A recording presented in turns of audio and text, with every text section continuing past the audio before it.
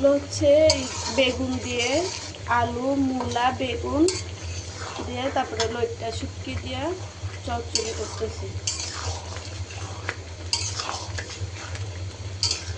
প্রথমে তেল গরম মশলা, পেঁয়াজ, রসুন, কাঁচামরিচ আর শুটকিটা ভেজে দিছি। ভাজার পরে ওটা আলাদা করে তুলে রাখছি। আর হচ্ছে পরে আলু, বেগুন, মূলা এগুলো তেলের মধ্যে ভাজছি ভেজে। হলুদ, মরিচ, একটু মশলা দিছি।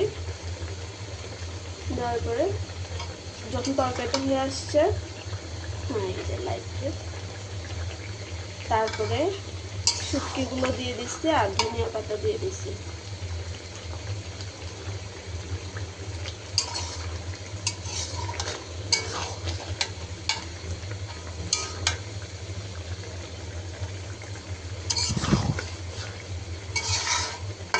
হচ্ছে লইট্টা শুটকি তরকারি। এই যে